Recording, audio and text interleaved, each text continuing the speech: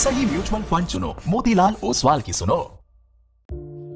नमस्कार दोस्तों, स्वागत है आप सभी लोगों का हमारे YouTube चैनल पे आने के लिए। और आज हम डिस्कस करने वाले हैं Motilal Oswal asset management company का जो लार्ज कैप फंड आ रहा है उसकी क्या खास बातें हैं, क्या इसमें इन्वेस्टर को अपना पैसा डालना चाहिए या नहीं डालना चाहिए। पहले हम डिस्कस करते हैं लार्ज कैप क्या है। जो टॉप 100 कंपनी है मार्केट कैप के हिसाब से उनको लार्ज कैप कहते हैं, और 100th नंबर पे जो कंपनी है आज की तारीख में हमारी को उसका 67,000 करोड़ का मार्केट कैप है। टॉप नंबर पे रिलायंस इंडस्ट्रीज है। अगर हम देखें कि वर्ल्ड के अंदर India is going to play incrementally bigger role, तो इंडिया का जीडीपी एक्सपांड होगा तो कॉर्पोरेट रेवेन्यू एक्सपांड होगी, कॉर्पोरेट प्रॉफिटेबिलिटी एक्सपांड होगी, और उसका सीधा का सीधा फायदा बड़ी कंपनियों को बहुत ज्यादा होने वाला है। अगर हम टॉप 100 ग्लोबल कंपनीज को देखें तो मालूम पड़ेगा कि उसके अंदर 67 कंपनी यूएसए की, 8 कंपनी चाइना की, 5 फ्रांस की, लेकिन इंडिया की खाली 3 कंपनियां हैं, वो है रिलायंस इंडस्ट्रीज, टीसीएस और एचडीएफसी।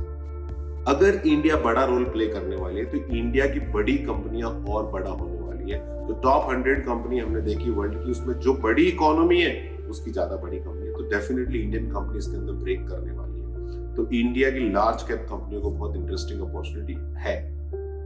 दूसरा हम देखें वैल्यूएशन के आधार पर देखें तो मालूम पड़ेगा कि जो टोटल लिस्टेड कंपनियां हैं उनका जो प्रॉफिट है एनएससी पे लिस्टेड कंपनी, उनका प्रॉफिट में टॉप 100 कंपनियों की हिस्सेदारी 74% है, जबकि मार्केट कैप में उनकी हिस्सेदारी खाली 64% है। अल्टीमेटली मार्केट कैप प्रॉफिट को ट्रैक करता है, तो इसका मतलब पिछले 3-4 सालों में लार्ज कैप ने मिड एंड स्मॉल कैप के कंपैरिजन में अंडर परफॉर्म किया, और उसका सबसे बड़ा रीजन है इनफ्लोज।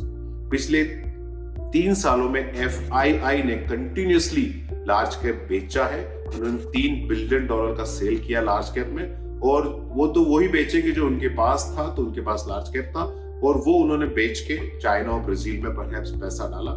डोमेस्टिक इन्वेस्टर की भी हम देखें तो 2023 के अंदर स्मॉल कैप में 35,000 करोड़ रुपए आया, मिड कैप में 25,000 करोड़ के आसपास आया, सेक्टरल फंड में बहुत पैसा है, लेकिन लार्ज कैप में 2,000-3,000 करोड़ के आसपास नेगेटिव सेल्स रहा है। अगर एफआई वापस आने वाली है तो डेफिनेटली लार्ज कैप को वो ज्यादा देखेंगे।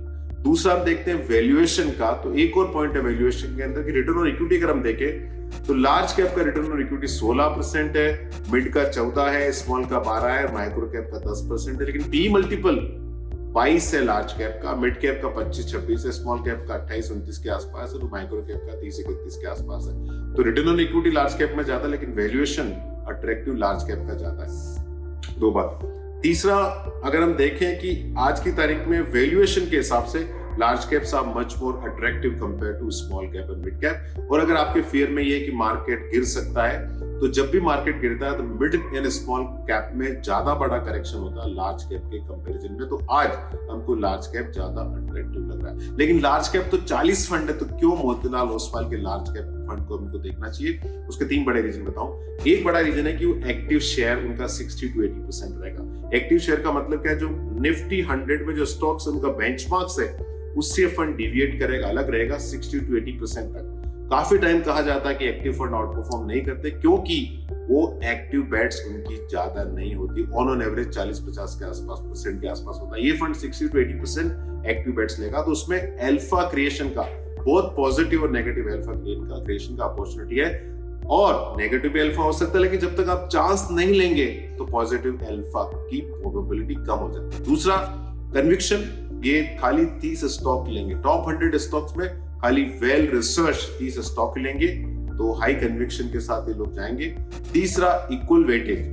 सारे स्टॉक में इक्वल वेटेज दिया जाएगा, जो भी 25 से 30 स्टॉक लेंगे इक्वल वेटेज रहेगा, और जब भी इकोनॉमी एक्सपांड होती है तो इक्वल वेटेज पोर्टफोलियो ज्यादा अच्छा करता है। तो active share, conviction and equal weightage तीनों कॉम्बिनेशन है। लार्ज कैप का वैल्यूएशन काफी अट्रैक्टिव लग रहा है। और आपको मालूम है कि Motilal Oswal asset management company के जो प्रमोटर है उनका सारा का सारा पैसा, जो उनकी फैमिली का पैसा इनके म्यूचुअल फंड में ही लगा, तो स्किन इन द गेम भी है। और मैं अपना पर्सनल पैसा इस फंड के अंदर डाल रहा हूं। क्या आपको इस फंड में पैसा डालना चाहिए, नहीं डालना चाहिए? Please consult your mutual fund distributor. अपना असेट एलोकेशन, रिस्क प्रोफाइल के आधार पर एलोकेशन दीजिए। और mutual fund investments are subject to market risk. Please read offer document carefully before investing. और कोई भी इन्वेस्टमेंट प्रोडक्ट के अंदर रिटर्न समझने से पहले रिस्क जरूर समझें। और ये जो हमने डेटा बताया पास्ट डेटा है, फ्यूचर में ऐसा होगा या नहीं होगा मुझे पता नहीं है। फाइनली दोस्तों ये आपका पैसा है, आपका फ्यूचर है, आप डिसाइड करें। हम इस पूरे प्रोसेस में बहुत ही छोटे इनेबलर है। Investment in securities market are subject to market risks. Read all the related documents carefully before investing.